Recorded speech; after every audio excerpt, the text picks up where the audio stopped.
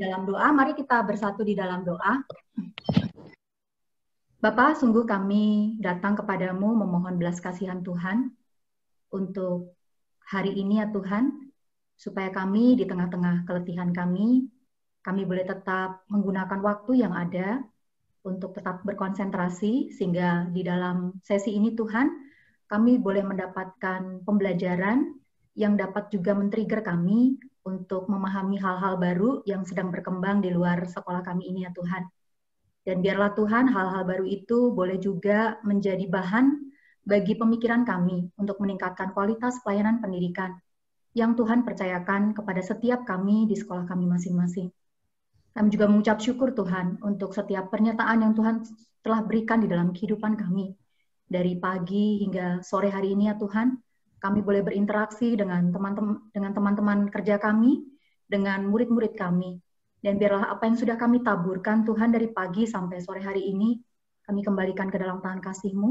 Kiranya Engkau yang menyempurnakan ya Tuhan, sehingga apa yang kami bagikan itu boleh berdampak di dalam kehidupan anak-anak yang Tuhan percayakan kepada kami.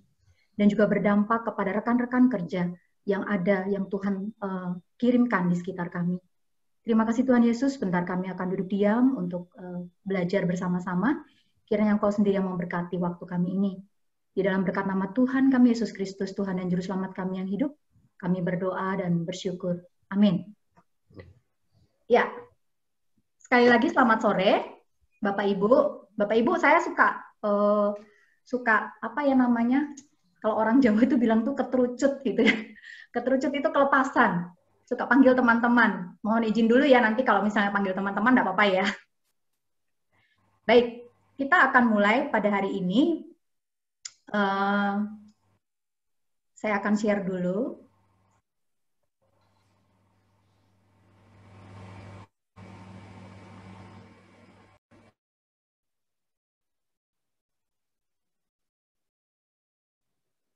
Apakah sudah terlihat? Sudah, Bu. Sudah ya. Oke, Baik. ya. Kita akan memulai, Bapak Ibu. Judul sharing pada hari ini, bukan pelatihan ya, ini lebih kepada sharing aja, yaitu tentang perubahan pendekatan pembelajaran yang selama ini kita kenal hanya pedagogi dan andragogi, tapi hari ini kita akan bukan banyak ya, lebih kepada membuka terlebih dahulu apa itu hutagogi gitu ya. Nah, Bapak Ibu, mungkin kalau Bapak Ibu yang masih ingat dan pernah bergabung sekitar di bulan apa ya Pak Barus waktu itu ya Pak Barus? Saya lupa, sekitar bulan Februari, Maret awal. April. Ya kalau nggak Maret, April lah ya. Itu saya juga membawakan hutagogi, tapi itu materinya lebih padat. Tapi kalau yang kali ini kita akan lebih banyak berinteraksi, supaya nanti teman-teman bisa merasakan dulu yang namanya hutagogi itu kayak apa sih, gitu ya. Karena ini jamnya juga udah sore, kalau dengerin saya ngomong terus, saya takutnya nanti saya ditinggal tidur.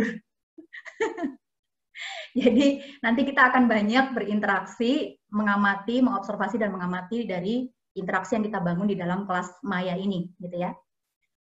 Baik, pertanyaan yang pertama, ini ada orang banyak yang waiting room, ini yang itu ya Pak Swisno ya, yang tidak mendaftar.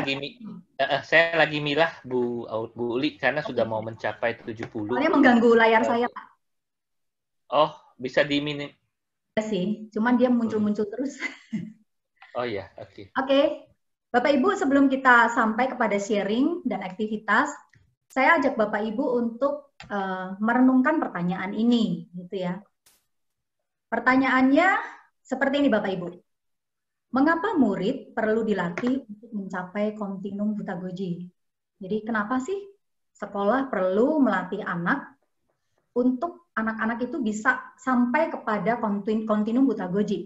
Nah Bapak Ibu, kalau Bapak Ibu ikut sekitar di bulan April yang lalu, saya pernah membagikan bahwa kontinum pembelajaran itu dibedakan menjadi 3 tahapan. Tahapan yang paling dasar itu adalah... Bagaimana sih ini kelihatan nggak aku nih?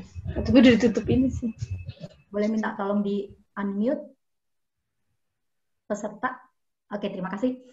Jadi kontinum yang paling dasar itu adalah pedagogi. Kemudian setelah pedagogi anak harusnya ditarik kepada kontinum yang lebih tinggi yaitu andragogi. Dan yang paling tinggi itu adalah kontinum hutagogi. Gitu ya Bapak Ibu ya. Nah, kembali lagi kepada pertanyaan ini, mengapa murid perlu dilatih untuk mencapai kontinum hutagogi? Bapak Ibu, ini pertanyaan yang sebenarnya sempat saya renungkan juga secara pribadi sekitar bulan November 2019 yang lalu. Ketika saya pertama kali diperkenalkan dengan yang namanya hutagogi di dalam seminar. Lalu pertanyaan ini muncul di dalam benak saya dan saya ingin menanyakannya kepada Bapak Ibu semuanya juga. Gitu ya. Nah, Bapak Ibu, yang pertama-tama saya ingin mengingatkan kenapa kita perlu melatih murid untuk mencapai kontinum hutagogi. Yang pertama-tama kita harus mengingat bahwa tujuan pendidikan Kristen itu adalah memfasilitasi pemulihan gambar dan rupa Allah yang telah jatuh di dalam dosa. Jadi anak-anak ini sudah sudah mempunyai natur keberdosaan, tapi Tuhan sudah selamatkan mereka. Maka kita harus mendisiplin mereka, melatih mereka untuk mau diproses, dipulihkan serupa, segambar dan serupa dengan Allah. Gitu ya. Ini jadi bicara tentang kenapa harus tarik ke kontinum hutagogi? Ya karena tugas kita memfasilitasi pemulihan gambar dan rupa Allah yang telah jatuh di dalam dosa. Dan proses memfasilitasi ini merupakan proses transformasi Bapak Ibu. Proses transformasi menuju pada proses pendewasaan. Jadi anak tidak dilatih untuk terus-menerus menjadi bayi yang makanannya cuma bubur terus. Tapi kita harus memastikan di sekolah anak-anak itu mengalami proses transformasi sehingga akhirnya anak ini mengalami proses pendewasaan. Pendewasaan secara holistik, gitu ya Bapak Ibu ya. Nah kemudian Bapak Ibu, kita juga harus mengingat bahwa saat ini Tuhan mempercayakan anak-anak dengan karakteristik yang unik Bapak Ibu. Di mana karakteristiknya mungkin berbeda dengan kita yang adalah Gen X, atau justru ada di antara kita yang masih yang termasuk di dalam generasi baby boomer. Gitu ya Bapak Ibu ya. Nah, anak-anak yang Tuhan percayakan di hadapan kita saat ini adalah anak-anak yang masuk di dalam kategori Gen Z dan Gen Alpha. Ini beberapa waktu yang lalu juga saya sudah uraikan begitu lengkap di bulan April yang lalu, di mana anak-anak ini mahir menggunakan teknologi. Sehingga mereka itu memiliki social networking yang sangat luas melalui media sosial, gitu ya. Belum lagi karena kefasihannya itu, mereka itu mengalami kebanjiran informasi. Namun, mereka memiliki kemampuan yang sangat rendah untuk memilah dan memilih mana informasi yang valid, mana informasi yang benar, dan mana informasi yang tepat dan berguna buat dia. Kemudian anak-anak yang kita hadapi ini adalah anak-anak yang memiliki konsentrasi yang sangat pendek, Bapak Ibu. Menurut penelitian, saya lupa, waktu itu juga saya sudah sharingkan kepada Bapak Ibu, anak-anak generasi Z dan generasi Alpha ini diberikan julukan generasi goldfish. Generasi yang mempunyai konsentrasi pendek. Konsentrasinya itu berkisar 8 sampai 9 detik saja Bapak Ibu. Lebih daripada itu, apa yang kita omongin sudah diambil oleh yang lain-lain, sudah dia tidak bisa dengar lagi, sudah dia tidak bisa pahami lagi, gitu ya. Kemudian anak-anak ini juga anak-anak yang memiliki kemampuan berpikir global, gitu ya. Anak-anak ini mempunyai curiosity yang sangat tinggi, rasa ingin tahu yang sangat tinggi. Kemudian juga anak-anak ini cepat mengadopsi hal-hal yang baru, konsumtif, gitu ya. Dan mereka mempunyai toleransi yang sangat tinggi terhadap perbedaan. Sayangnya mereka krisis value. Mereka mengalami krisis nilai-nilai di dalam kehidupannya, gitu ya. Karena kembali lagi anak-anak Gen Z dan Gen Alpha ini adalah anak-anak yang dilahirkan di dalam keluarga yang super sibuk. Sehingga mereka besar bersama dengan gadget, gitu ya. Sehingga ya value-nya didapatkannya dari gadget, bukan dari orang tuanya atau bukan dari orang dewasa. Kemudian, tadi konsentrasi pendek sudah ya, konsumtif, opportunities. Anak-anak ini termasuk anak-anak yang sangat suka memberikan added value atau memberikan nilai tambah terhadap informasi yang dia dapatkan. Misalnya dia dapat gambar foto seorang wanita yang sangat cantik. Dia bisa tuh memberikan added value-nya itu ya macam-macam, dia dikutak-kutik lah ya, itu foto ya, sesuai dengan keinginannya dia, gitu ya. Ini anak-anak ini suka memberikan nilai tambah kepada informasi yang dia sampaikan. Kemudian suka menghadapi tantangan. Jadi kalau diberikan tantangan itu suka gitu ya anak-anak Gen Z dan Gen Alpha. Tapi masalahnya mereka rapuh Bapak Ibu. Mereka mudah sekali menyerah. Kurang tangguh gitu ya. Beda dengan zaman angkatan 45 misalnya baby boomer gitu ya Pak Ibu ya. Nah, ini adalah realita karakteristik murid kita gitu ya. Dengan realita yang seperti ini, ya memang mau nggak mau kita harus tarik ke kontinum Hutagoji. Nah, kita nanti akan tahu Hutagoji itu apa gitu ya. Kemudian tantangan untuk mempersiapkan murid untuk dapat memberikan kontribusi secara global. Bapak Ibu, tugas sekolah Kristen itu salah satunya adalah evangelism. Bukan berarti anak-anak disuruh membawa Alkitab kemana-mana lalu membaca firman Tuhan di mana-mana, tidak. Tapi kita harus mempersiapkan mereka supaya mereka bisa berkontribusi secara global, sehingga melalui kontribusinya itu nama Tuhan dimuliakan. Nama Tuhan semakin dikenal sampai ke seluruh dunia, gitu ya Pak Ibu ya. Nah, ini adalah beberapa alasan kenapa sih kita perlu menarik atau melatih anak-anak untuk bisa mencapai kontinum Hutagoji, gitu ya. Dan ini pekerjaan yang sangat panjang Bapak Ibu dan tidak mudah, gitu ya. Tapi kita harus lakukan itu.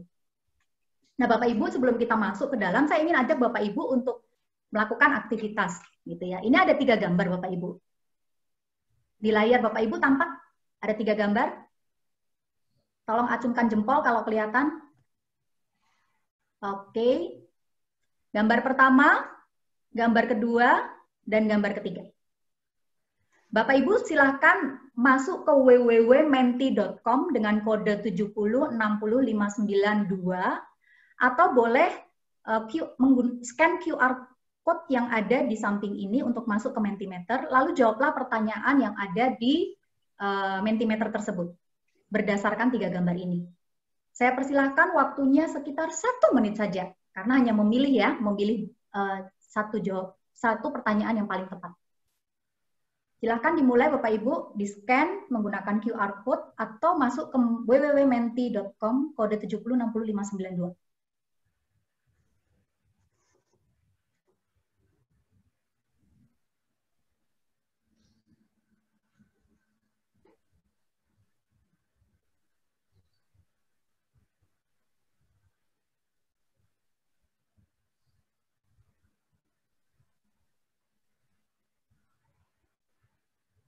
Sebentar ya.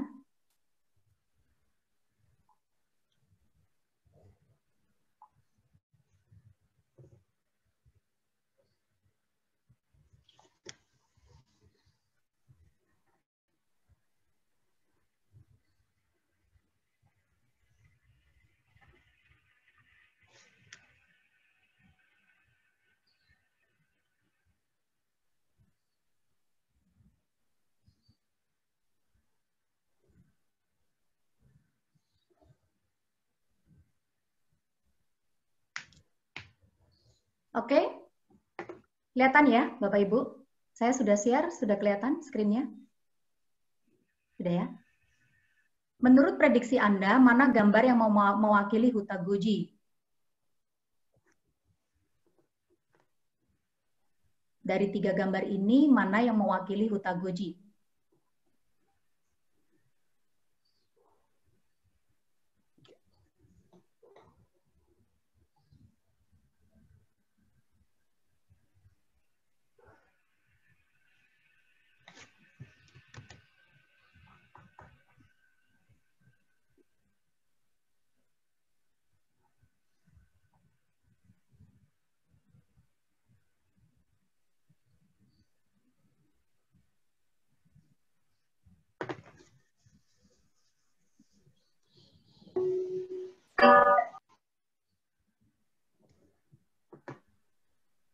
Oke, waktunya sudah habis. Mari kita lihat jawabannya. Kebanyakan menjawab gambar nomor 3. Kemudian yang kedua adalah gambar nomor 1, dan yang ketiga adalah gambar nomor 2. Jadi sebagian besar dari Bapak Ibu, 73% yang hadir di sini, menjawab bahwa gambar 3 adalah gambar yang mendeskripsikan Hutagoji. Oke. Mari kita lihat. Dan dia lagi loading. Ya. Jadi menurut Bapak Ibu yang Hutagoji adalah yang nomor 3 ini, 73%-nya. Kemudian tadi sekitar 10% itu menjawab yang nomor 1. Dan yang paling rendah ada yang nomor 2. Gitu ya. Baik. Kita lanjutkan. Saya nggak akan memberikan kunci jawabannya terlebih dahulu, tapi saya akan melanjutkan ke aktivitas berikut. Bapak Ibu yang tadi menjawab apapun itu, baik itu nomor 1, 2, atau 3, saya ingin Bapak Ibu menceritakan alasan kenapa Bapak Ibu memprediksi gambar nomor 1, atau gambar nomor 2, atau gambar nomor 3 itu sebagai hutagoji. Saya akan acak dari Bapak Ibu siapa akan menjawab. Saya akan memilih 2 orang untuk menjawab alasan kenapa memilih jawaban tersebut. Gitu ya Bapak Ibu ya.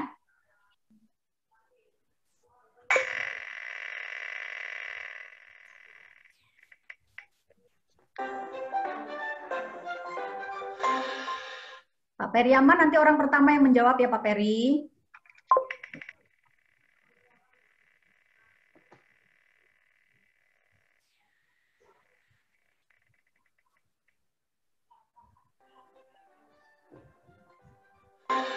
Ibu Fian ada nggak ya hari ini? Hadir nggak?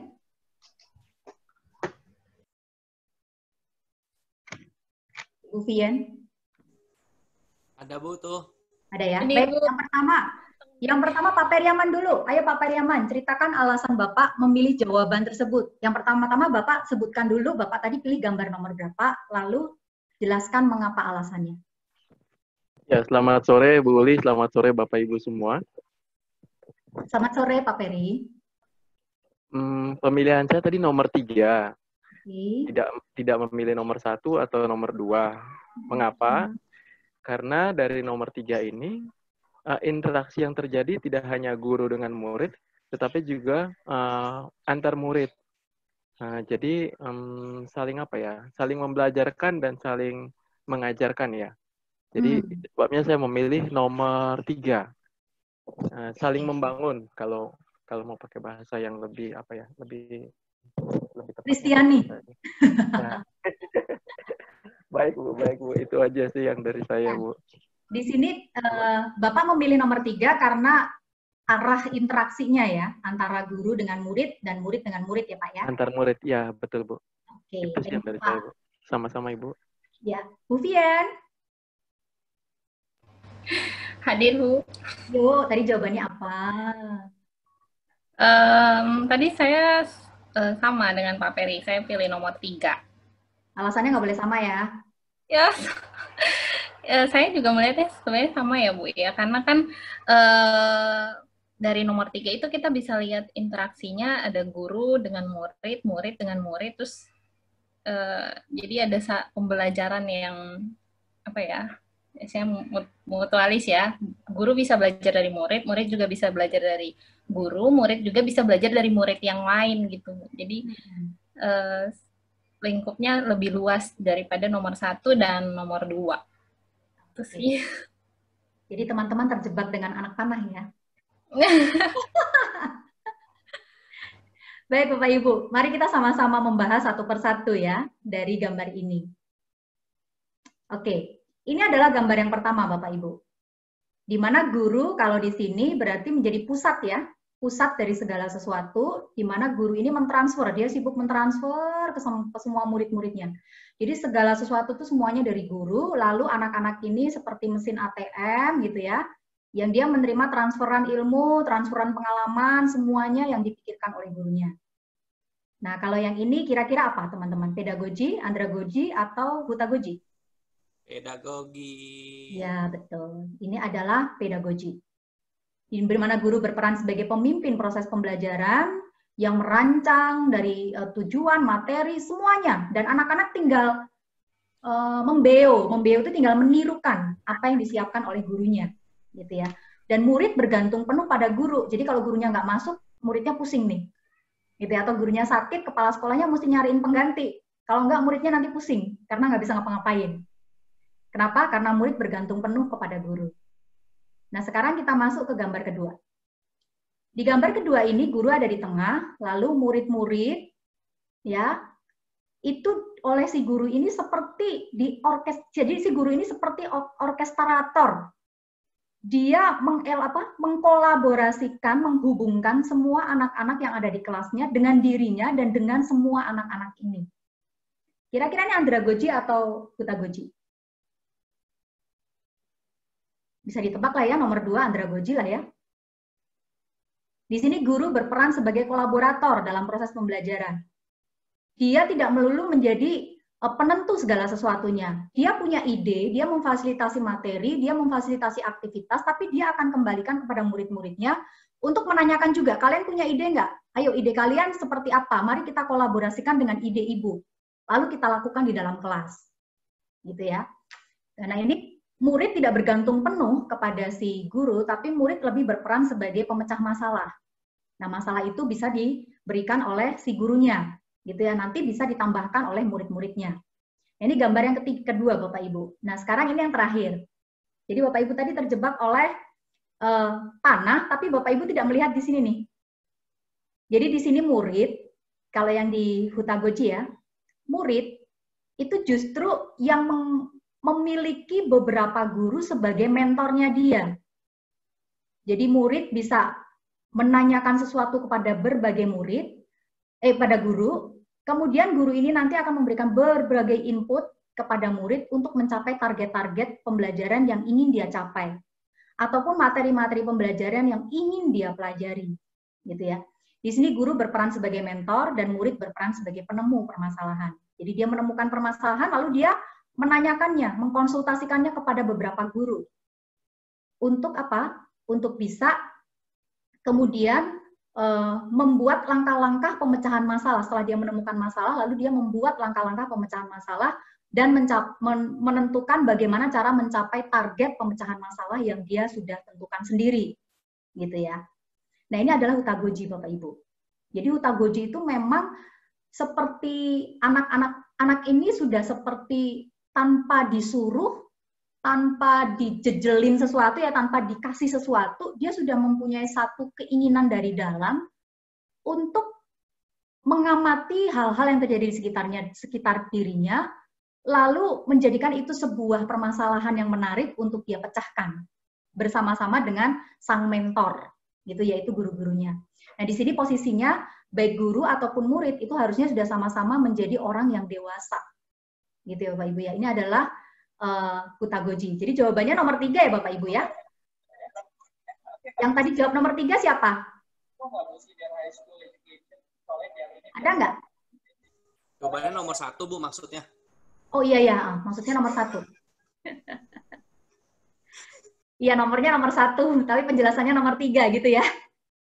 Baik, Bapak Ibu, saya tidak akan menjelaskan hutagogi itu sejelas dengan secara satu arah, tapi saya akan mengundang sekitar 15 teman-teman gitu ya. Dan 15 teman-teman ini yang sudah mendaftar di pertama kali, yaitu teman-teman di BPP dan di BPM. Nah, nanti teman-teman yang lain saya minta untuk menjadi observer. Gitu ya Bapak Ibu ya. Jadi selain teman-teman yang saya undang sebagai sebagai pemeran anak-anak di dalam kelas yang akan mensimulasikan proses pembelajaran di dalam kelas, itu nanti menjadi pengamat. Saya ada lembar pengamatannya, nanti saya akan sharingkan di room chat gitu ya. Bapak Ibu bisa masuk ke link tersebut gitu ya. Lalu nanti ketika proses pembelajaran berjalan, Bapak Ibu mengamati dan mulai mengisi setiap pertanyaan-pertanyaan observasi yang sudah disiapkan. Ya. Nah, siapa saja yang masuk di dalam kelompok aktivitas ini? Yang pertama-tama adalah kelompok 1, Pak Jeko, Pak Stefanus, Bu Hana, Bu Okta, dan Bu Herning. Jadi Bapak Ibu yang saya sebutkan tadi itu masuk di dalam kelompok 1. Kemudian Ibu Yuliana, Ibu Audi, Bu Yuliana belum selesai ya rapatnya ya. Ibu Audi, Pak Periaman, Pak Moses, dan Pak Agus nanti menjadi kelompok 2. Kemudian di kelompok ketiga, Pak Niko, Bu Yayu, Pak Barus, Pak Roni, Lausa Cencen, dan Pak Swisno. Nah, nanti teman-teman, bentar ya, saya stop share dulu, saya mau bagikan linknya dulu. Kepada teman-teman semua.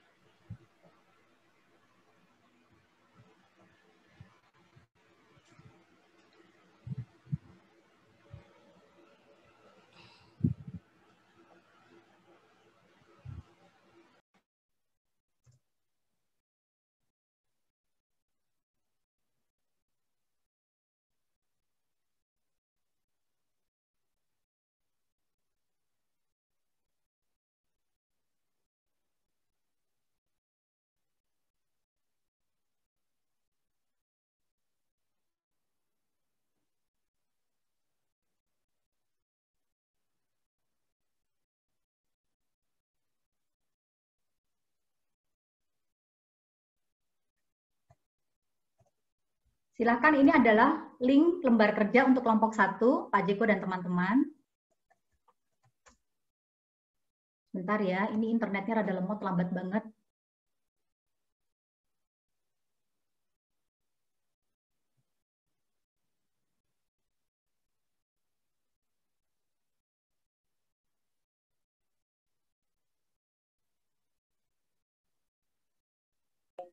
Apa nih action point-nya? Ini untuk kelompok 2.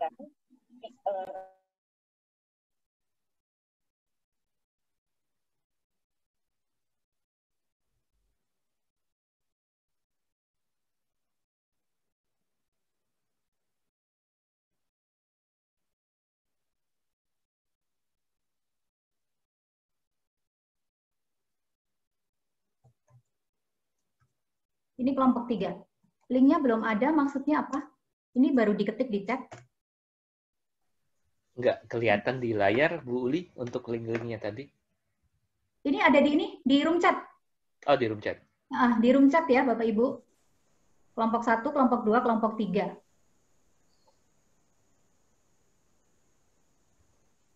Kemudian untuk Bapak Ibu yang tadi Bu Uli namanya... ketiknya di itu, private ke saya, Bu. Saya copy-in ya ke public semua. Private ya? Bu Uli kirimnya ke saya, Bu. Private. Oh, oke. Copy-in ke semuanya dong. Saya copy ke semuanya, bentar ya. Oke. Oke, yang kelompok 1 linknya sudah ada di chatbox, Bapak Ibu. Kelompok 2 juga sudah ada di chatbox. Thank you, Pak Jeko. Ini kelompok 3. Ya, Kelompok 3 silakan. ya. Sip. Saya main juga Terima ya. kasih. Saya klik ya. Nah, sekarang kita masuk ke teman-teman yang menjadi observer ya. Tunggu, aduh internetnya. Padahal saya udah ke kantor loh. Oh my goodness. Di saya lagi hujan deras, Bu. Oh ya? Wiyu. Sabar ya Bapak Ibu. Kita kalau bekerja dengan internet memang harus sabar.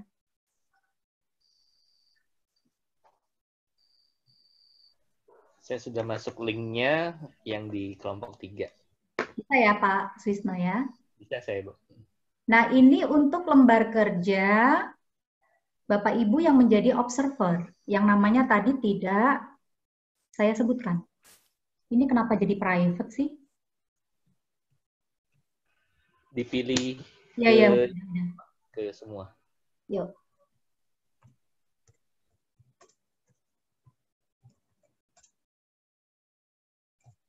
Baik, Bapak Ibu, di room chat sudah ada 4 link. Link yang pertama itu untuk kelompok 1 berkolaborasi, melakukan satu kegiatan yang nanti sebentar saya akan jelaskan. Kelompok 2 juga ada link yang saya sudah sharingkan, sudah dibantu Jeko maksudnya. Kemudian kelompok ketiga juga sudah. Dan teman-teman yang tadi tidak saya sebut namanya, itu masuk ke link observasi, lembar observasi. Apakah bisa dipahami, dimengerti pesan yang disampaikan? Boleh angkat tangan kalau dimengerti.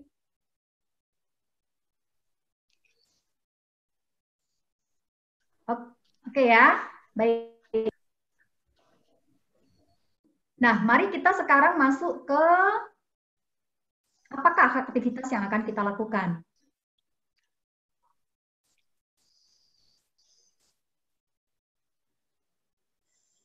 Oke, ini adalah yang tadi kelompok yang saya sharingkan, Bapak Ibu. Linknya sudah dibagikan semuanya, jadi nanti bisa langsung masuk ke link tersebut.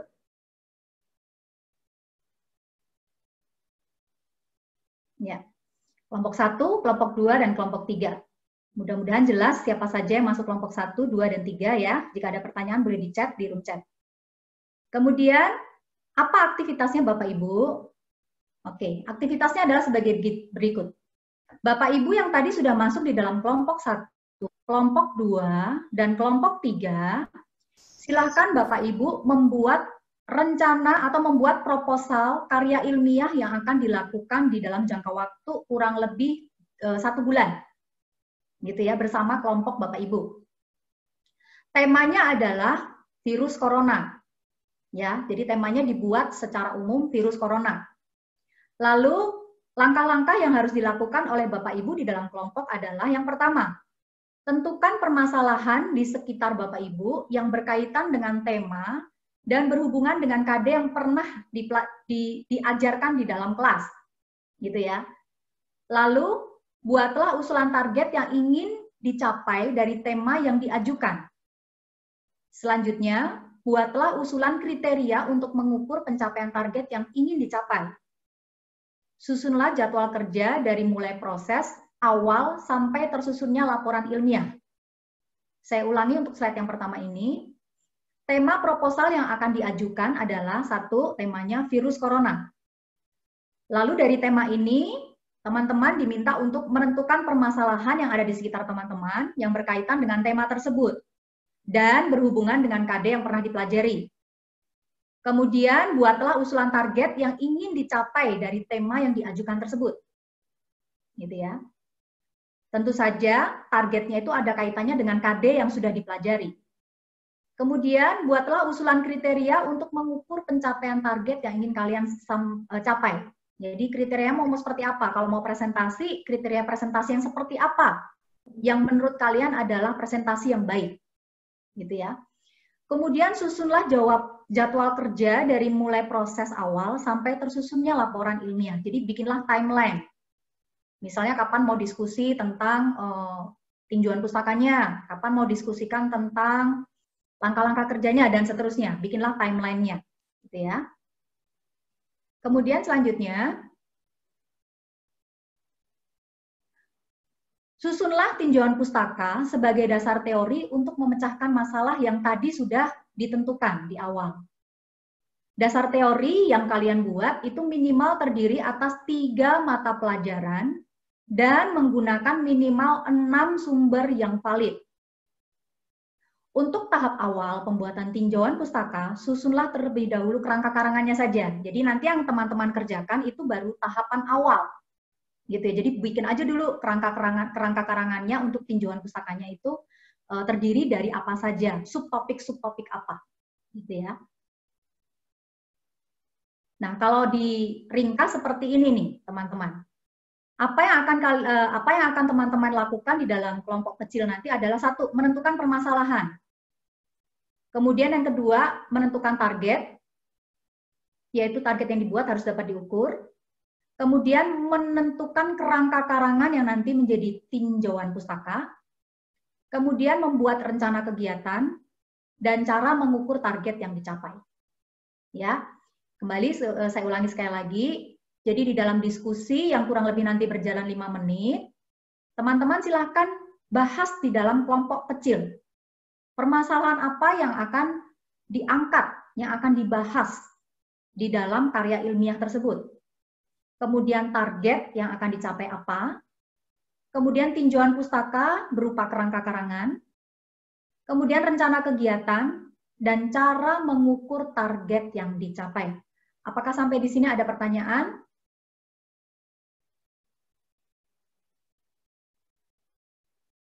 Jika tidak ada, aktivitas boleh dimulai.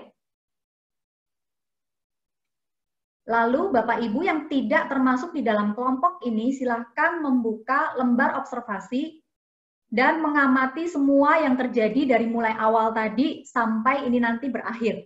Ya Bapak Ibu ya. Dipersilahkan Bapak Ibu dimulai. Silahkan masuk Bapak Ibu ke link-link yang tadi sudah dibagikan. Bentuknya mind map ya. Oke, waktunya 5 menit dari sekarang.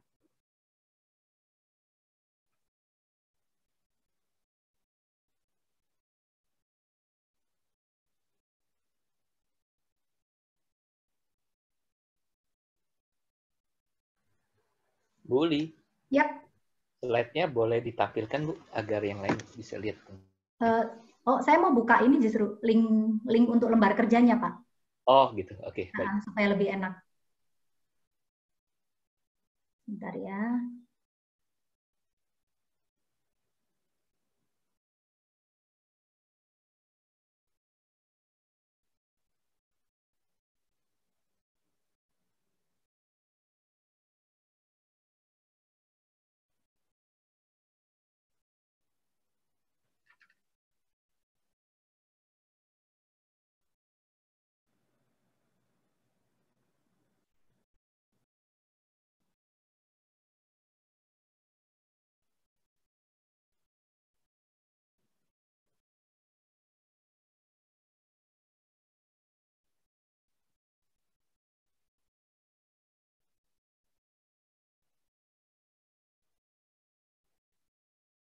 Pak Suisno? Pak, itu kalau saya screen share, Ya, Bu. Semuanya itu ada di atas, jadi gimana cara memindahkan ke bawah? Gimana, Bu? Oh, ini maksudnya seperti gimana? Keterangan mute, stop video, secure, berapa partisipan, itu semuanya ada di atas. Bisa dipindahkan ke bawah nggak ya? Dari Karena Ibu share jadi screen bisa ya memang ya? bisa. Okay. Jadi dia pindah ke atas. Baik, Bapak Ibu udah mulai nih yang kelompok berapa ini? Kelompok 3 nggak jalan. Yang kelompok 1, kelompok 2 belum jalan nih. Ayo kelompok 2 mulai diisi.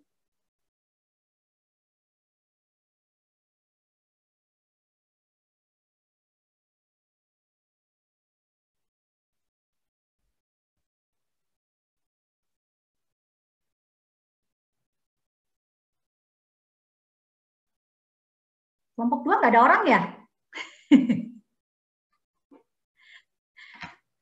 Bu Audi, Pak Periaman, sama Pak Moses. Sama Pak Agus. Ada kendala apa? Boleh disampaikan? Jangan diam-diam saja ya, Nak. Nanti ketinggalan sama teman-temannya.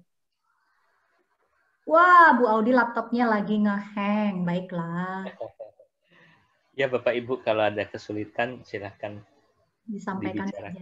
Sampaikan aja, Bapak Ibu. Bapak Ibu yang lain? Bapak Ibu yang lain, Bapak Ibu Kepala Sekolah dan teman-teman guru, apakah sudah bisa membuka link ini? Link observasinya? Siapa di sini ya Kepala Sekolah? Bu Lydia, gimana Bu Lydia? Tolong dijawab, bisa dibuka nggak Bu Titi? Pak Tommy? Tadi saya lihat Kepala Sekolah.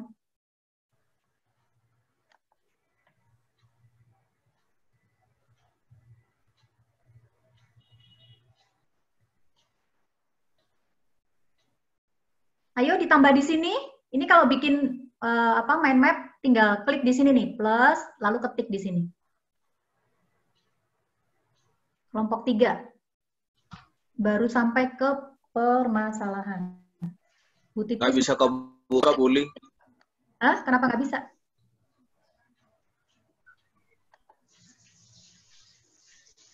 Di linknya Pak, nggak bisa sama sekali Pak? Ya, cuma muncul kelompok 2. Oh ini Pak, Bapak nambah ini Pak. Klik plus.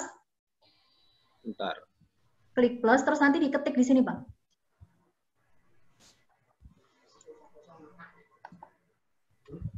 Ini Pak Agus udah mulai ngetik nih, udah di sini nih. Tapi belum diketik dia.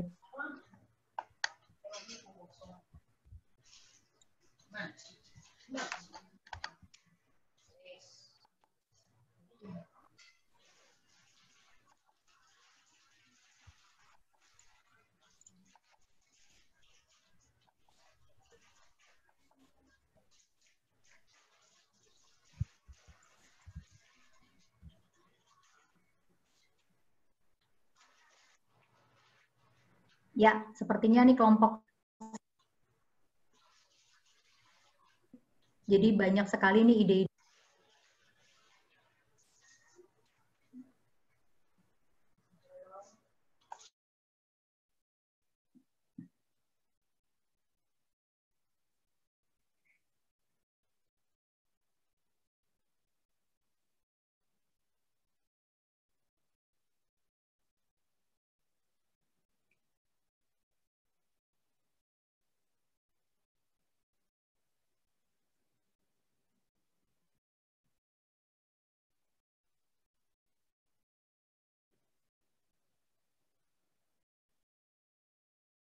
Ya, kelompok 3 udah mulai bergerak lagi nih, mulai membuat definisi, prinsip.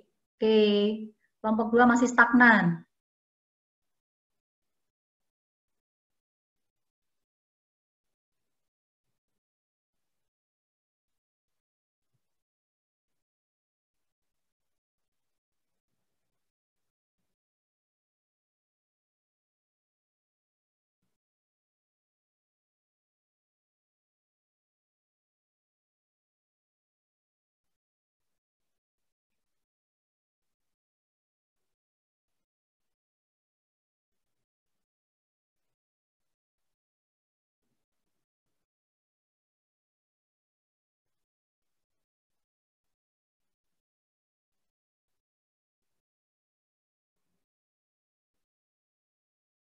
Oke?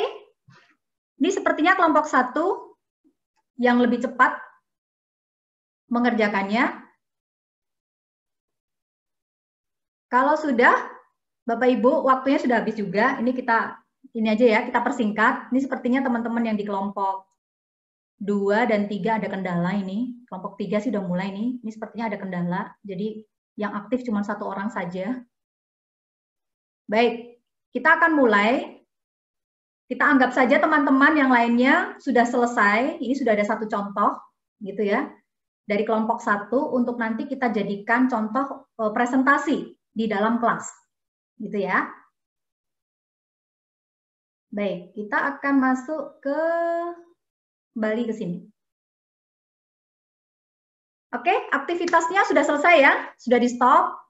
Setelah ini adalah aktivitas untuk mempresentasikan apa yang sudah didiskusikan di dalam kelompok. Ya, silahkan kelompok 1 menentukan siapa yang akan mempresentasikan hasil diskusi untuk membuat proposal karya ilmiah sebagai tugas pertama dari pelajaran biologi. Gitu ya, silakan tentukan ya, Pak Jeko dan teman-teman siapa yang mau presentasi, silakan chatting-chattingan masing-masing, siapa yang mau presentasi. Bu Okta lah, boleh lah Bu Okta. Bu Okta ya. Oke, nanti Bu Okta. Nah, sebelum kita presentasi, teman-teman, saya ingin memberikan aturan presentasi proposal. Ya, bukan proposalnya ya, aturan presentasi rencana proposal. Gitu ya. Yang pertama-tama, selama presentasi berjalan, maka semua wajib memberikan perhatian kepada kelompok yang sedang mempresentasikan rencananya. Gitu ya. Kemudian yang kedua, setiap pendengar yang mengajukan pertanyaan akan mendapatkan poin tambahan nilai individual. Jadi kan proposal ini kan nanti menjadi nilai kelompok. Nah, yang membedakan nilai antar satu dengan yang lainnya di dalam kelompok itu adalah keaktifan kalian masing-masing di dalam presentasi ini. Gitu ya. Jadi yang pertama-tama jika pendengar mengajukan pertanyaan, jika setiap pendengar mengajukan pertanyaan akan mendapatkan poin. Setiap presentator yang dapat memberikan jawaban dengan tepat akan mendapatkan poin tambahan. Jadi bukan hanya pendengarnya saja yang dapat poin. Kalau nanti pendengar bertanya, lalu presentator bisa menjawab, maka presentator tersebut yang menjawab akan mendapatkan nilai tambahan.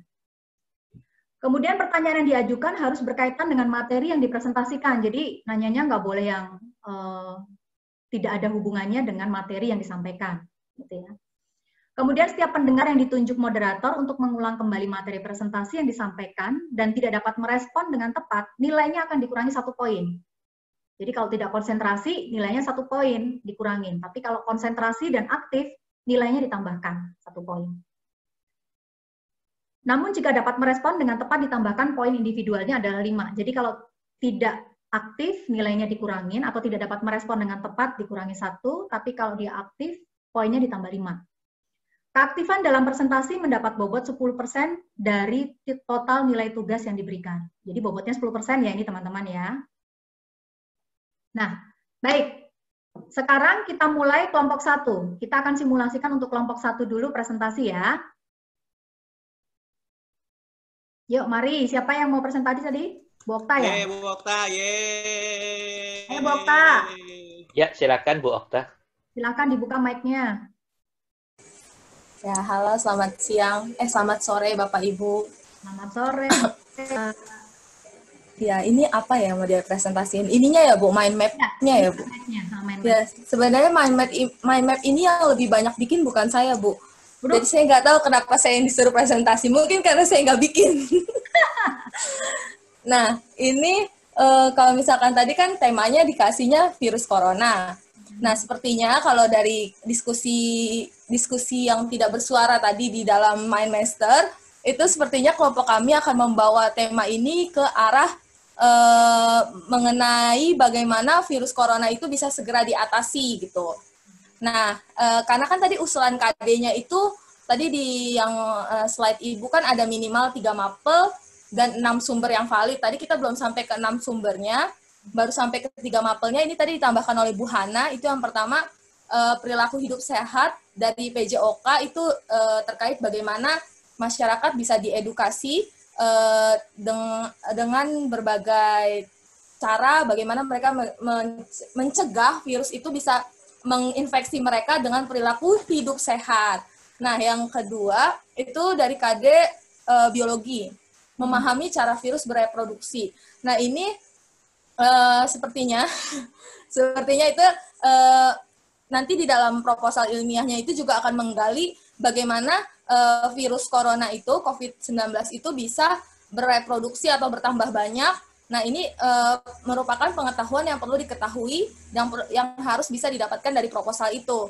Lalu yang ketiga itu dari statistik data ya, ini dari mapel matematika. Di sini keperluan matematika nanti di dalam kajian proposal ilmiah yang disusun itu adalah untuk melakukan prediksi gitu, peningkatan jumlah tes atau bagaimana yang bisa membantu bagaimana virus atau penyebaran virus itu dikendalikan dengan baik begitu. Lalu usulan targetnya ini tadi saya mau nambahin, usulan targetnya itu adalah karya ilmiah plus presentasi. Bokta, sebelum dilanjutkan, berarti perilaku hidup sehat dan memahami cara hidup bereproduksi dari segi biologi ini tindakan preventif ya? Iya. Nah, kemudian statistika dan data matematika ini lebih kepada melihat data-data, lebih ke kuratif ya. Setelah mengetahui data-data yang terinfeksi berapa, lalu menentukan solusinya, tindakan kuratifnya seperti apa gitu ya? Iya, betul, Bu. Oke, lanjutkan. Ya, usulan targetnya itu tadi saya mau menambahkan karya ilmiah pastinya yang pertama, lalu untuk konfirmasi pembuat karya ilmiahnya yaitu kami akan melakukan presentasi seperti itu. Lalu dasar teorinya itu tadi kan harusnya 6 sumber yang valid ya, cuma kita tadi keterbatasan waktu tidak bisa mencari banyak sumber. Di situ sudah ada yang menambahkan mungkin ini dari sumber yang terpercaya yaitu Pak Jeko, tubuh manusia tidak bisa mengenali virus COVID-19 karena belum pernah terpapar. Lalu virus COVID-19 merupakan jenis virus corona. Ini dasar-dasar teori yang nanti akan kita tambahkan di dalam proposal itu untuk menjadi semacam data pendukung gitu untuk menuju ke biologi, atau tadi harusnya lebih lengkap ada dari PJOK-nya juga, ada dari matematikanya juga, seperti itu. Usulan jadwal kerjanya tadi kita belum sampai situ sih, mungkin kalau misalkan proposal ilmiah itu butuh waktu yang kalau mendalam ya Bu, mungkin butuh beberapa bulan gitu kan. Ya. Nah, usulan kriterianya tadi dari misalkan karya ilmiah, ya kriterianya nanti akan dilihat dari tinjauan pustakanya seperti apa. Lalu ketika presentasi, kalau targetnya presentasi, kriteria presentasi itu tercapai atau enggak, dilihat dari bagaimana kelugasan ketika menjelaskan, begitu Bu. Ya, terima kasih. Ya. Masukan buat kelompok 1, Okta. Ya, tolong permasalahannya dipertajam ya. Ini permasalahannya tidak kurang jelas ya. Ya, ini permasalahannya masih sama dengan tema virus corona COVID-19. Ya, permasalahannya belum tertuliskan di sini. Jadi nanti tolong dipertajam lagi untuk permasalahan. Kemudian usulan kriteria dan jadwal kerja juga belum selesai dikerjakan. Kemudian ini dasar teori juga masih dari 1 mata pelajaran yaitu biologi. Gitu ya. Sementara yang lainnya belum ada usulan topik-topiknya apa. Iya, betul. Oke, bagus kelompok 1, tapi masih ada hal-hal yang perlu dilengkapi, silahkan dikerjakan nanti di waktu yang lain. Terima kasih Okta. Sama-sama Ibu.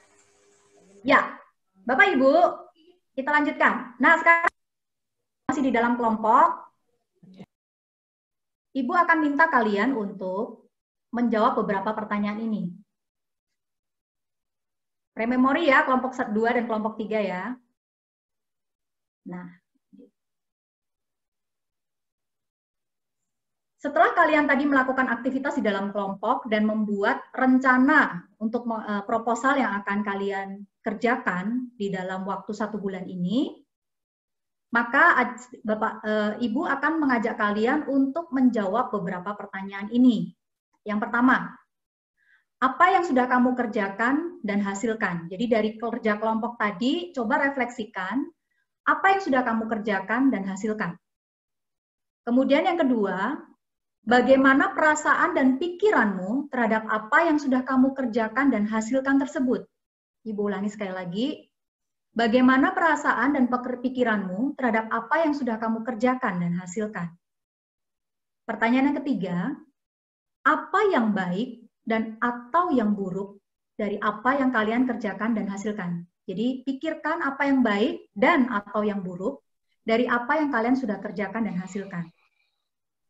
Lalu bagaimana seharusnya kalian menyikapi hal baik atau hal buruk tersebut? Pertanyaan selanjutnya, apa kesimpulan yang dapat kalian buat dari pertanyaan-pertanyaan yang sudah kalian jawab sebelumnya? Kemudian pertanyaan yang terakhir, rencana apa yang akan kalian lakukan berdasarkan kesimpulan yang kalian buat? Anak-anak nanti membuat refleksi ini di dalam papan Jamboard yang nanti Bapak Ibu akan bagikan kepada kalian. Pre-memori ya teman-teman ya, karena waktu. Jadi nanti anak-anak silakan tuliskan refleksi kalian menjawab pertanyaan-pertanyaan ini di dalam papan Jamboard yang Ibu sudah siapkan linknya untuk kalian. Tuliskan semua jawaban itu di dalam papan tersebut.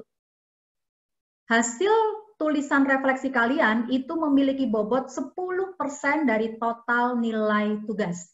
Jadi, jangan sampai ada di antara kalian yang tidak membuat refleksi pembelajaran ini. Paham? Paham, Jeko? Siap, Bu. Oke. Nah, Bapak Ibu, selesai ya. Jadi sampai di refleksi ini selesai, Bapak Ibu. Saya tidak lanjutkan karena waktunya pasti kurang gitu ya kalau kita selesaikan. Selanjutnya adalah anak-anak yang tadi di dalam 3 kelompok itu akan menuliskan refleksinya dan dia menuliskan refleksinya di dalam Jamboard. Jadi pasti akan tersimpan oleh guru, gitu ya, untuk kita lihat satu persatu dan kita nilai hasil refleksinya.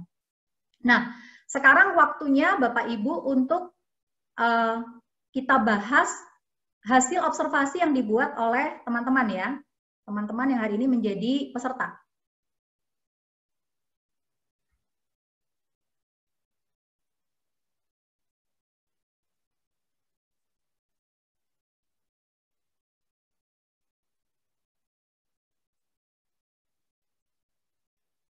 Belum diisi teman-teman? Belum ada yang mengisi?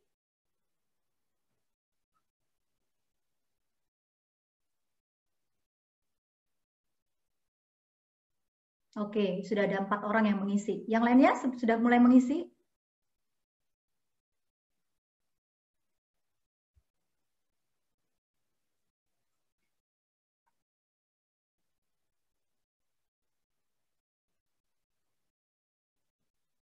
Baik, dari respons yang ada, kita akan bahas, Bapak Ibu. Pertanyaan pertama, narasumber memberikan aktivitas menggunakan Mentimeter untuk memberikan kesempatan peserta memprediksi gambar. Ini tadi menjawab eksplorasi. 75% dari 4 orang menjawab bahwa aktivitas Mentimeter memprediksi gambar, apakah itu andragogi, hutagogi, ataupun pedagogi, itu mengatakan eksplorasi 80%-nya. Yang 20%-nya adalah engagement, gitu ya. Kemudian narasumber menjelaskan tugas dan aturan yang berlaku selama peserta simulasi belajar menyelesaikan tugas kolaborasi. 100% dari yang menjawab di sini mengatakan explanation, gitu ya. Peserta simulasi dalam kelompok membuat mind map untuk pembuatan proposal karya ilmiah. Semuanya menjawab elaborasi. Oke. Peserta simulasi belajar mempresentasikan mind map yang dibuat.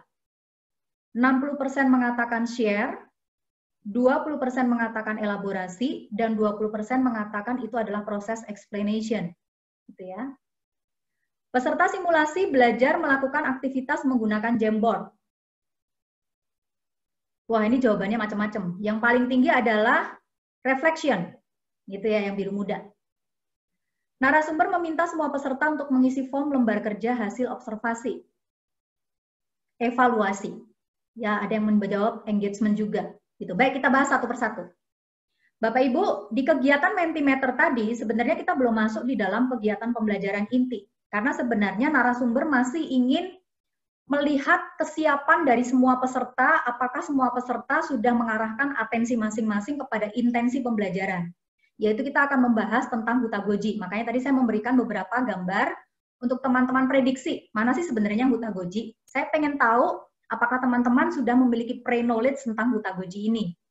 Dan itu dilakukan di kegiatan awal untuk membuat semua peserta itu engage dengan si narasumber dan engage juga dengan materi yang diajarkan. Jadi ya, kegiatan Mentimeter tadi sebenarnya masuk di tahapan engagement, gitu ya, di mana narasumber berusaha untuk supaya setiap peserta itu terarah kepada intensi pembelajaran, terarah kepada materi yang akan dipelajari bersama-sama, gitu ya. Jadi yang benar adalah yang 12,5% jawabannya, yang lainnya masih kurang tepat. Kemudian yang kedua, narasumber menjelaskan tugas aturan yang berlaku selama peserta simulasi belajar menyelesaikan tugas kolaborasi. Bapak Ibu, sebenarnya menjelaskan tugas dan aturan itu adalah bagian juga dari engagement. Ketika peserta memahami apa yang akan dilakukan, aturan yang diberlakukan seperti apa, mereka akan merasa secure, merasa aman, merasa clear apa yang harus dikerjakan. Gitu ya. Jadi ini masih di bagian engagement sebenarnya. Kemudian peserta simulasi dalam kelompok membuat mind map untuk pembuatan proposal karya ilmiah. Ya, ini adalah bagian elaboration, betul. Gitu ya. Jawabannya 87,5% sudah betul. 12,5% itu masih direfleksi, belum sampai direfleksi tadi. Peserta simulasi belajar mempresentasikan mind map yang dibuat. Betul sekali, ini share, gitu ya. Kemudian peserta simulasi belajar melakukan aktivitas menggunakan Jamboard. Betul, ini refleksi ya. Refleksi 25% yang menjawab refleksi. Kemudian narasumber meminta semua peserta untuk mengisi form belajar, itu adalah bagian dari evaluasi. Bapak Ibu, langkah-langkah ini harus lengkap kita siapkan di dalam siklus pembelajaran kalau kita mau membentuk anak-anak menjadi pembelajar mandiri. Anak-anak yang menjadi pembelajar mandiri itu adalah anak-anak yang sudah masuk mengalir di dalam aktivitas pembelajaran. Karena apa? Karena dia melihat segala sesuatunya dengan jelas. Dia tahu apa yang dia harus kerjakan, sehingga dia bisa merencanakan sendiri. Proposal tadi contohnya ya, dia bisa merencanakan sendiri KD-KD yang mau dia kaitkan untuk dicapai. Kemudian dia juga bisa menentukan langkah-langkah yang dia harus lakukan untuk mencapai target pembelajarannya. Lalu dia juga bisa mengusulkan instrumen atau rubrik penilaian yang nanti bisa digunakan untuk mengukur target yang akan dicapai. Jadi semua langkah ini penting sekali untuk kita lakukan di dalam siklus pembelajaran untuk melatih anak-anak menjadi pembelajar mandiri. Gitu ya. Nah, kita akan kembali ke presentasi PowerPoint kita. Bentar ya.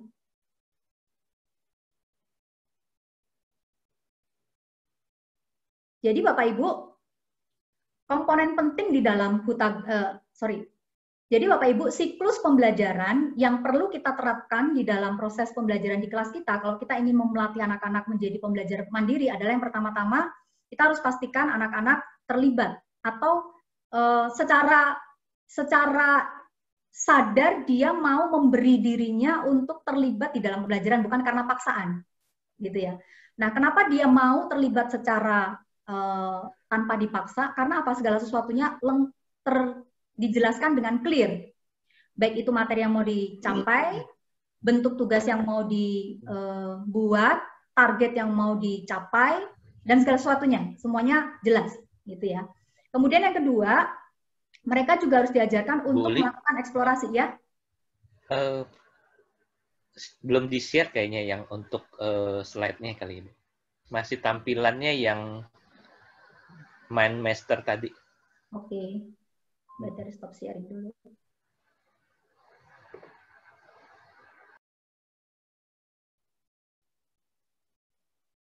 Oke, sudah? Sudah ya? Oke, jadi saya lanjutkan. Tadi harus memastikan anak-anak terlibat. Yang kedua, melatih anak-anak untuk melakukan eksplorasi, elaborasi. Kemudian setelah itu dia juga harus membagikan apa yang dia dapatkan dari proses eksplorasi dan elaborasi. Lalu dia harus merefleksikan dari proses pembelajaran yang dia sudah lakukan. Dan pada akhirnya mereka harus menjalani yang namanya evaluasi. Gitu ya. Saya lanjutkan. Nah, komponen penting di dalam Hutagoji itu adalah yang pertama-tama ini adalah ini Bapak Ibu. Learning contract, learning activities, dan learning outcomes.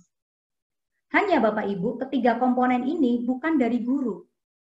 Guru hanya memfasilitasi, seperti tadi saya contohkan, memberikan tema. kemudian memberikan poin-poin yang harus dibuat di dalam proposal tersebut.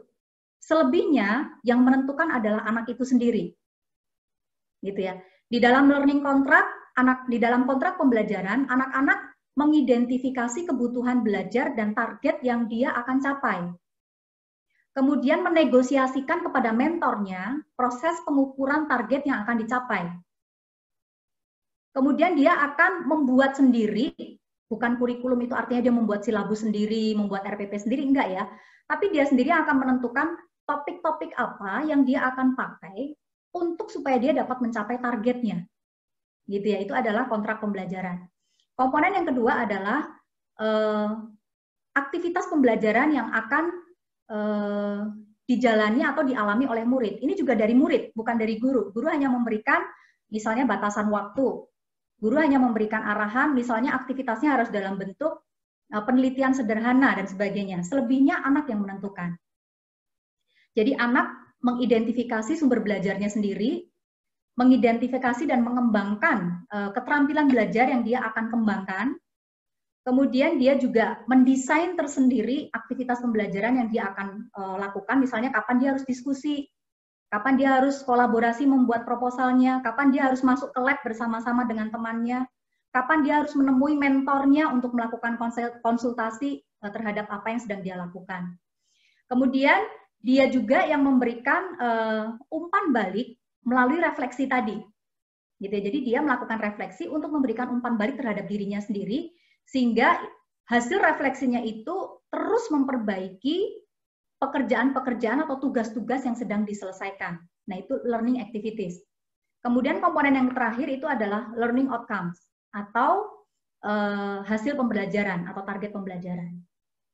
Nah, di sini anak-anak diberikan keleluasaan untuk menentukan anak-anak ini skill-nya atau kapabilitasnya mau diukur dengan cara apa. Misalnya apakah dengan performance, apakah dengan hasil karya, gitu ya.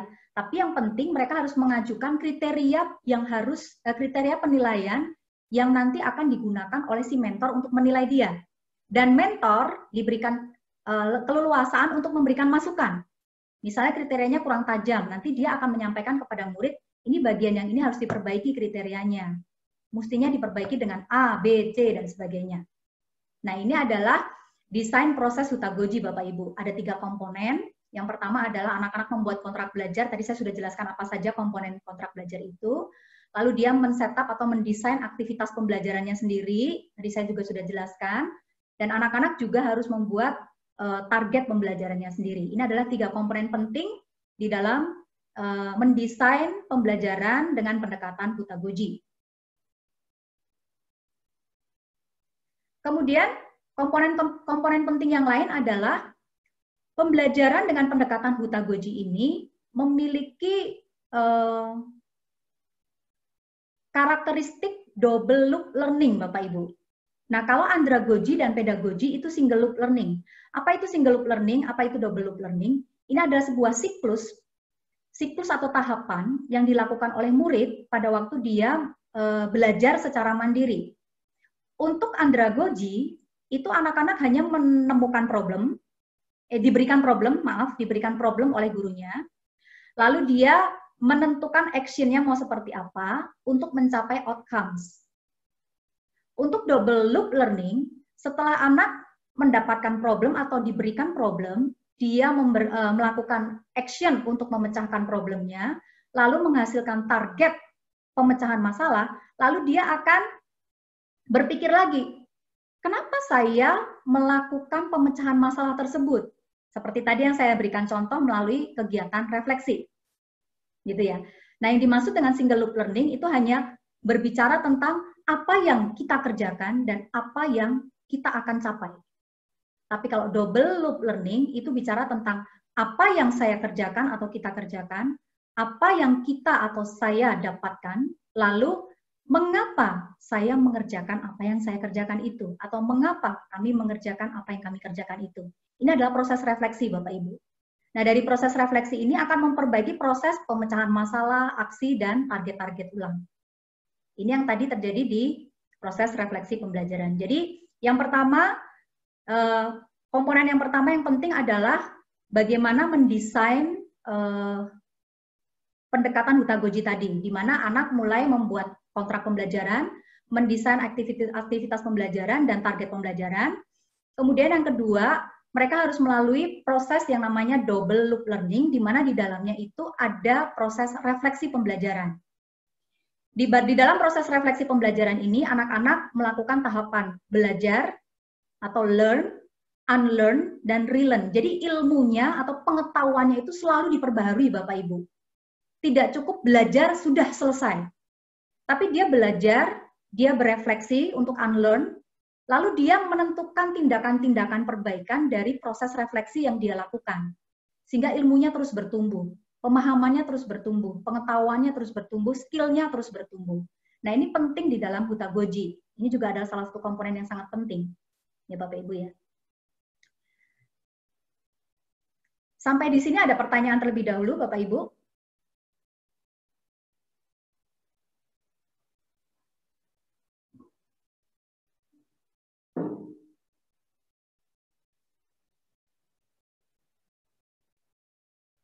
Jika tidak ada pertanyaan, saya lanjutkan.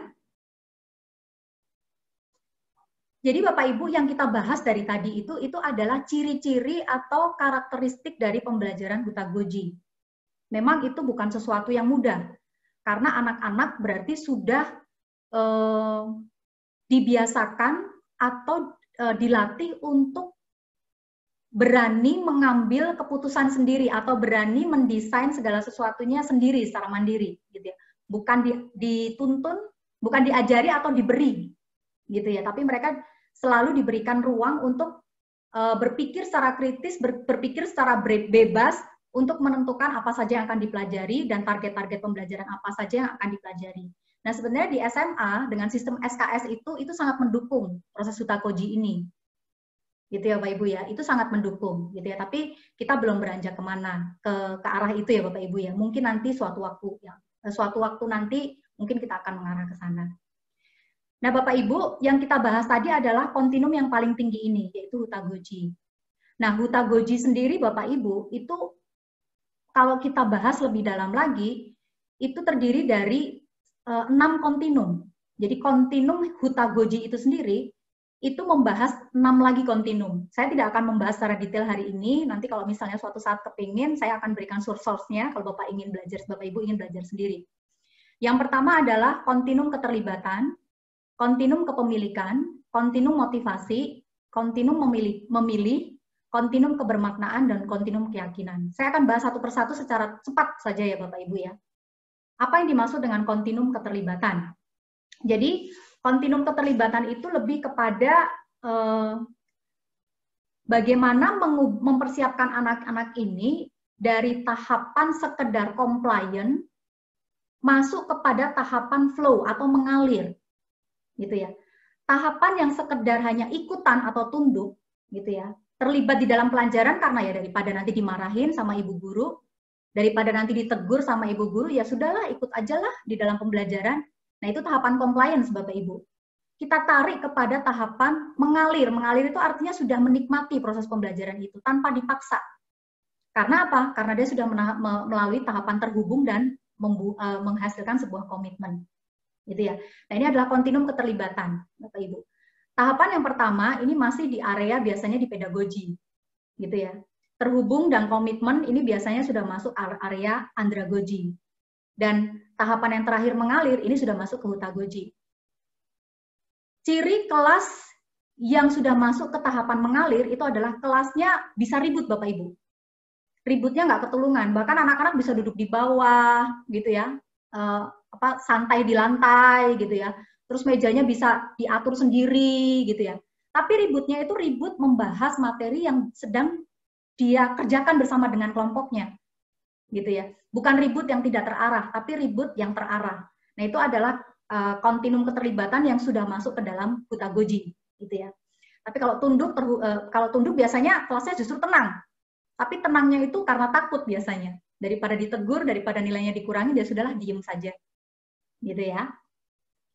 Kemudian kontinum yang kedua adalah kontinum kepemilikan. Tahapan yang paling rendah itu adalah memenuhi target aja, ya sudahlah saya ikut pembelajaran ini untuk memenuhi target aja lah. Udah, lebih dari itu enggak, pokoknya tercapai KKM aja. Gitu ya. Yang penting tercapai nilai minimalnya sudah. Nah, sedangkan kontinum kepemilikan yang paling tinggi itu adalah kemandirian. Gitu ya. Kesadaran yang keluar dari dalam dirinya bahwa dia butuh untuk ikut proses pembelajaran ini. Dia perlu untuk sungguh-sungguh mengikuti pembelajaran yang diberikan oleh gurunya. Nah, ini sudah sampai ke kontinum yang tertinggi, yaitu kemandirian. Gitu ya. Tentu saja ini melewati kontinum pemahaman dan investasi. Gitu ya. Kemudian kontinum motivasi. Kontinum motivasi ini dimulai dari yang tadi tahapan paling rendah itu adalah dia termotivasi karena ada apresiasi. Jadi karena dijanjikan hadiah, karena dijanjikan apresiasi, maka dia termotivasi untuk terlibat di dalam pembelajaran. Nah, tahapan yang kedua adalah selain diberi hadiah, dia juga diterima oleh gurunya dan diterima oleh teman-teman yang lainnya. Itu tahapan penerimaan sosial. Kemudian tahapan yang ketiga adalah dia tergabung atau terlibat di dalam proses pembelajaran itu karena dia ingin menunjukkan prestasi. Dan yang terakhir, yang paling tinggi itu adalah aktualisasi diri. Nah, ini ada beberapa kata-kata yang kalau kita tidak hati-hati, memang kita bisa terjebak ya Bapak Ibu ya. Kayak aktualisasi diri, tadi itu ya. Kemudian kemandirian. Sejauh apa sih mandirinya anak-anak? Gitu ya. Mau kita buat yang seperti apa? Merdeka yang lepas sama sekali dari aturan, atau merdeka tapi yang bertanggung jawab. Ya ini harus ada, kita harus memahaminya dengan sangat hati-hati. Aktualisasi diri, hati-hati, jangan sampai mereka mengidolakan dirinya sendiri. Aktualisasi diri di sini lebih kepada memuliakan Tuhan dengan bakat atau potensi atau talenta yang Tuhan sudah titipkan di dalam diri anak, dikembangkan lalu dijadikan sebagai kesaksian hidupnya betapa Tuhan bekerja secara luar biasa di dalam dirinya. Ini saya mau mendefinisikan aktualisasi diri di dalam kontinum motivasi adalah seperti itu Bapak Ibu ya, supaya kita tidak salah mendefinisikannya. Gitu ya. Lalu kontinum memilih.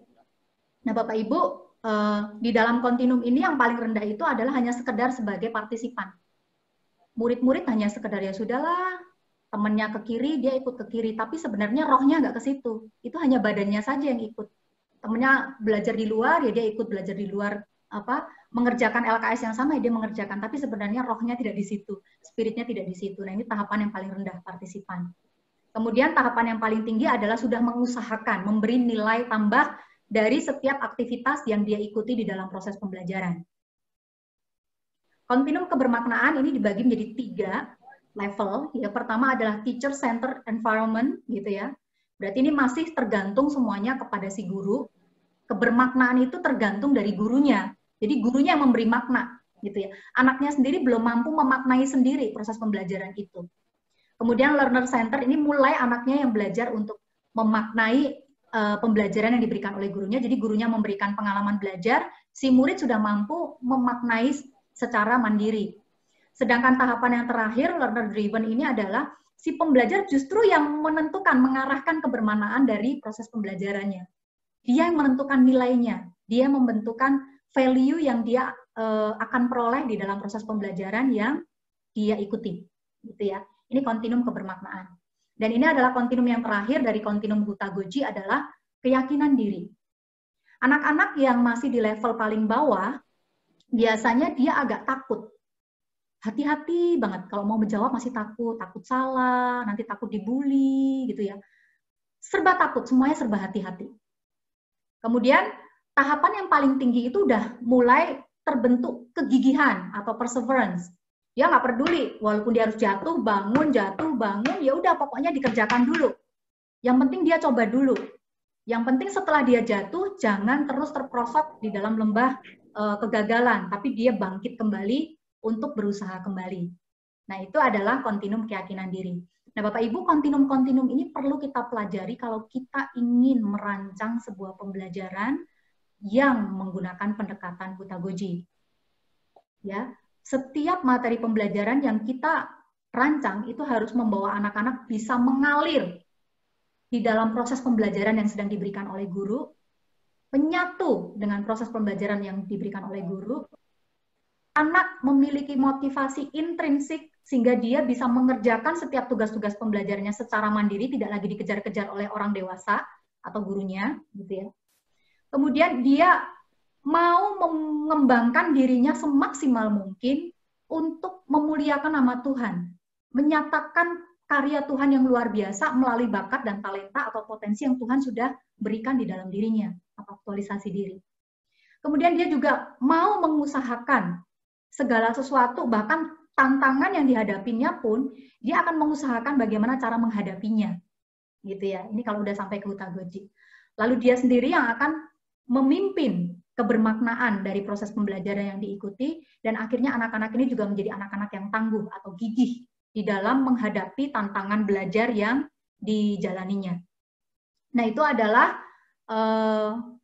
kontinum-kontinum yang harus kita perhatikan kalau kita ingin membawa anak-anak kepada pendekatan Hutagoji atau menjadikan anak-anak menjadi pembelajar mandiri, pembelajar yang dewasa.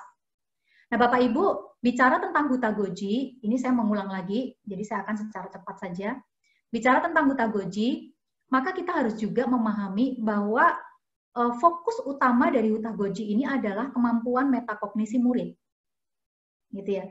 Jadi, kemampuan metakognisi murid itu merupakan kunci keberhasilan dari keberhasilan Hutagoji, di mana anak-anak harus kita bawa kepada tahapan reflective use metakognisi. Anak-anak harus mampu menggunakan pemikiran yang bersifat reflektif. Dalam hal ini, murid menyadari dan memperbaiki kesalahan yang dilakukan di dalam langkah-langkah penyelesaian masalah dengan mempertimbangkan kelanjutan dan perbaikan hasil pemikirannya. Jadi anak-anak, jadi Bapak Ibu, kita harus bawa anak-anak ini mengalami proses pertumbuhan metakognisi di tahapan reflective use. Ya, saya nggak akan ulangi lagi karena ini saya pernah bahas di bulan April yang lalu.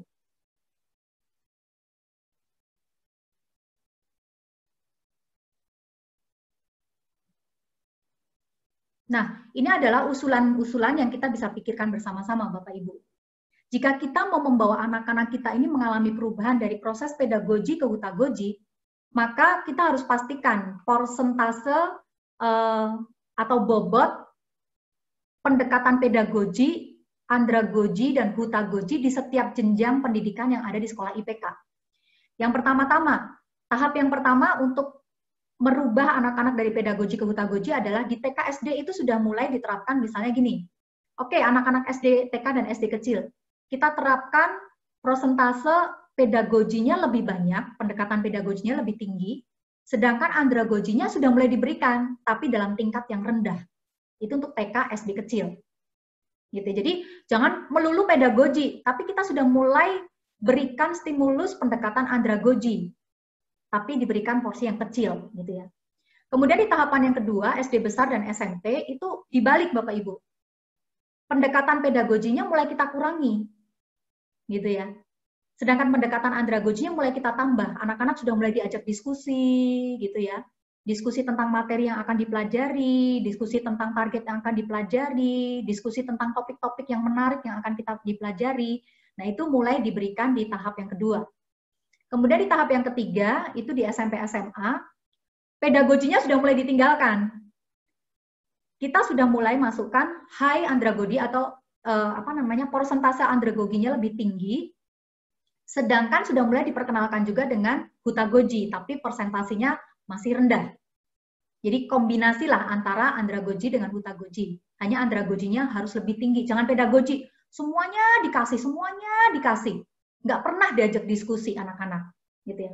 Anak-anak SMP dan SMA lebih banyak diajak diskusi harusnya, dan bahkan harus kita berani, kadang-kadang kita berikan kebebasan yang merdeka, gitu ya. Merdeka tapi tetap bertanggung jawab, gitu ya, untuk menentukan sendiri, tapi kita kawal, gitu ya, kita kawal. Dia harus mengkonsultasikan ide-idenya atau usulan-usulannya kepada gurunya, tapi berikan ruang-ruang di mana mereka menentukan sendiri, gitu ya. Kemudian di tahapan yang keempat ini adalah tahapan SMA kelas besar mungkin ya yang mau lulus gitu ya. Kemudian perguruan tinggi itu low andragogi dan high Hutagoji. Bahkan kalau bisa sudah full Hutagoji kalau untuk perguruan tinggi, apalagi bagi kita guru dan leader. Kita guru dan leader seharusnya tidak lagi menunggu mau dikasih apa gitu ya. Tapi kita harus men-trigger diri kita untuk mau melakukan apa. Bagaimana strategi yang terbaik untuk memperbaiki diri saya, mengembangkan diri saya. Lalu memahami tantangannya seperti apa dan bagaimana cara menangani tantangan tersebut supaya terus bertumbuh. Gitu ya, Bapak. Ini adalah usulan-usulan yang mungkin nanti bisa kita pikirkan bersama-sama agar anak-anak kita dari TK nanti pada waktu SMA mereka sudah menjadi anak-anak yang mandiri, gitu ya. Merdeka belajar kalau kata Pak Menteri. Tapi di dalam konsep pendidikan Kristen, merdekanya tetap harus merdeka yang bertanggung jawab. Oleh karena itu, guru tetap memberikan arahan-arahan atau instruksi-instruksi yang jelas sehingga anak tidak tersesat, gitu ya, atau anak tidak melakukan kesalahan yang fatal.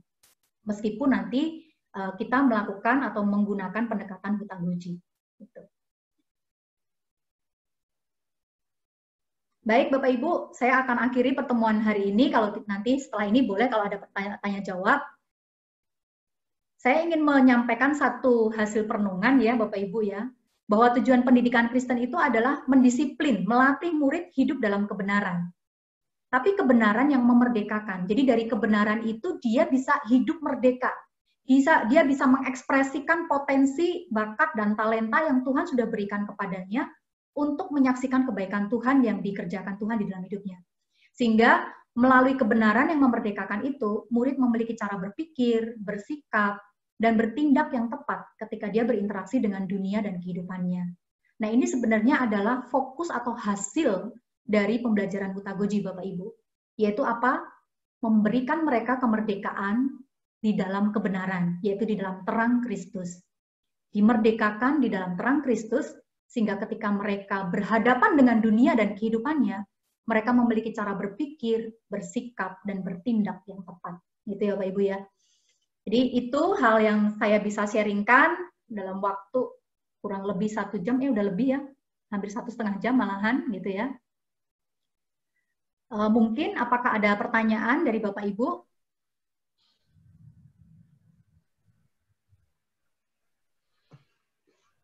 Ya Bapak Ibu, apakah ada yang mau bertanya dari semua yang udah Bu Uli sampaikan?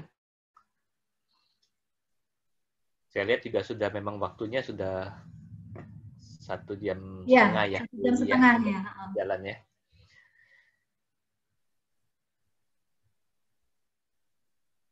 Ini sebenarnya kita tidak membahas hutagoji sampai yang sedalam apa ya Bapak Ibu ya, karena kontinum-kontinum itu sendiri Bapak Ibu kalau pelajari itu sangat menarik sekali. Ya, kayak kontinum kemandirian, kebermanfaatan atau continuum of engagement gitu ya, continuum of ownership, continuum of motivation, continuum of voice, of choice gitu ya, of self-effication ya. Itu menarik sekali kalau kita gali, apalagi kalau kita kaitkan dengan tujuan pendidikan Kristen yaitu mentransformasi kehidupan murid supaya murid menjadi pribadi yang dewasa di hadapan Tuhan, bukan menjadi bayi yang selalu makan bubur. Tapi mereka menjadi pribadi-pribadi yang dewasa, yang berani menggunakan kemerdekaan mereka secara bertanggung jawab di hadapan Tuhan. Itu sih Bapak Ibu ya. Cuman memang waktunya sangat singkat gitu ya. Dan ini juga di dalam offline gitu ya. Jadi mungkin tidak bisa banyak menjelaskan dengan gamblang ya. Ada Bu Santi ya. Bu Santi mau nambahin nggak Bu Santi? Atau mau memberi pesan Bu Santi? Bu Santi ya. Dari ngelihat soalnya. Saya baru masuk nih, jadi mengikuti yang terakhir ini, 2 slide terakhir Ibu saja nih. Waduh. Ya. Mungkin Bu, kalau mau sih ada sharing secara bertahap untuk membahas. Oke, terima kasih Yuli udah sharing tentang hutagoji. Ya, jadi pada prinsipnya. Putus-putus Bu Santi. Iya, silakan Bu. Kenapa? Putus-putus, enggak Ibu putus-putus. Enggak, tadi saya usulkan gini Bu Santi. Kalau kita memang mau belajar hutagoji ini lebih serius, karena sebenarnya secara pendidikan Kristen pun kan kita nggak terlalu, nggak berbenturan seperti apa, kita bisa redeem gitu loh Bu. Hanya memang kita harus pahami betul ke-6 kontinum yang ada di dalam pendekatan hutagoji itu. Yang tadi saya bilang Bu, ada continuum of engagement, ada continuum of ownership, motivation, choice, voice, sama self-effication gitu ya. Nah, kontinum-kontinum ini kalau kita gali itu sangat inspiratif dan itu sangat menolong kita untuk benar-benar membawa anak-anak kita ini nanti suatu saat menjadi pembelajar mandiri. Sehingga pada waktu kuliah itu mereka nggak kesulitan gitu loh. Untuk cepat beradaptasi dengan cara belajar di perguruan tinggi. Gitu sih. Iya. Ya, pada prinsipnya untuk bisa menerapkan hyutagogi, sebelum kita terapkan kepada anak-anak kita terapkan between us, ya. Jadi di antara kita dulu, dari kita semua dengan kepala sekolah dan juga atau atasan kepada guru dan sebagainya, itu prinsip-prinsip itu kita coba terapkan dulu di dalam kehidupan kita. Setelah kita tahu ya, setelah terinternalisasi, kita sudah biasa melakukannya, pasti kita akan gampang untuk bisa menerapkan di dalam kelas ya, dalam proses pembelajaran ya. Oke, nah ini perlu perenungan masing-masing. Saya berharap tidak cukup 1 jam ini saja. Silahkan Bapak dan Ibu di Google, itu banyak banget artikel tentang hyutagogi, dalami dan cari aspeknya, cari refleksi bagi diri sendiri, dan kemudian cari aplikasinya yang paling gampang yang bisa kita terapkan secepat mungkin dan dalam keseharian kita, baik di kelas maupun untuk diri kita sendiri ya. Itu saja sih masukan dan pesan terakhir dari saya. Jangan terakhir. Terima kasih. Terakhir di web ini. Oke, terima kasih Bu Li udah sharing pada kesempatan ini. Bapak dan Ibu nggak bisa banyak bagikan dengan lebih detail gitu ya, karena memang nggak memungkinkan sih dalam waktu 1 jam ya. 1 jam. Iya, ini juga bagian dari hyutagogi sih untuk bisa self learning ya. Oke, baik, kita boleh tutup acara kita pada hari ini ya. Berdoa Bu. Tadi hostnya siapa ya? Hostnya itu tuh Pak Swisno. Ya. Oke, Pak Swisno. Ya, terima kasih kepada Bu Uli yang sudah menyampaikan mengenai hyutagogi ini. Ya, banyak sekali yang tadi poin yang cukup menarik saya dari kontinum belajar PAH tadi ya, pedagogi, andragogi, dan hyutagogi ya. Di mana ada beberapa kontinum, yaitu kontinum keterlibatan, kepemilikan, motivasi, memilih, kebermaknaan, dan keyakinan diri. Oke, kita tutup aja karena waktu memang sudah tidak cukup. Saya boleh minta tolong Ibu Lydia untuk tutup dalam doa? Ya, teman-teman Bapak Ibu semua, mari kita berdoa. Kami mengucap syukur kepadamu ya Tuhan, di tengah-tengah segala kepadatan aktivitas kami kembali boleh disegarkan kembali akan hal-hal yang baik yang akan bisa merefleksikan juga dalam kehidupan kami di dalam setiap proses pembelajaran mungkin yang akan kami lakukan di kelas kami. Kami memohon pertolongan-Mu ya Tuhan, baik kami sebagai pimpinan ataupun sebagai guru yang ada di sekolah Kristen IPK ini, biar Tuhan yang terus memampukan setiap kami boleh menjadi pembelajar-pembelajar yang semakin hari semakin lebih baik lagi. Kami juga mengucap syukur buat Ibu Uli dan semua tim yang sudah mempersiapkan acara pada hari ini, biar Tuhan sendiri yang terus memberkati setiap apa yang sudah mereka kerjakan dan lakukan, sehingga itu juga boleh menjadi berkat bagi setiap kami semua yang mendengarkan pada sore hari ini. Dan biar Tuhan terus memakai kehidupan Ibu Uli dan tim di dalam segala hal, sehingga apa yang mereka pikirkan dan kerjakan sungguh-sungguh boleh mengembangkan sekolah IPK ke depannya. Terima kasih Tuhan buat kesempatan sore hari ini. Kami akan berpisah satu dengan yang lain lewat room chat ini dan lewat semua pertemuan kami ini. Kami percaya Tuhan yang terus memampukan dan memberikan kami kekuatan untuk terus melangkah bersama dengan Tuhan. Terima kasih Bapa, kami menyerahkan hidup kami selanjutnya ke dalam tangan pemeliharaan Tuhan. Di dalam nama Tuhan Yesus kami berdoa dan mengucap syukur. Amin. Amin. Terima kasih. Thank you Puli, thank you Pak Suwisno, thank you semuanya. Terima kasih semua.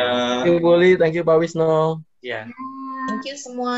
Thank you semua, thank you Bu Lydia. Ya.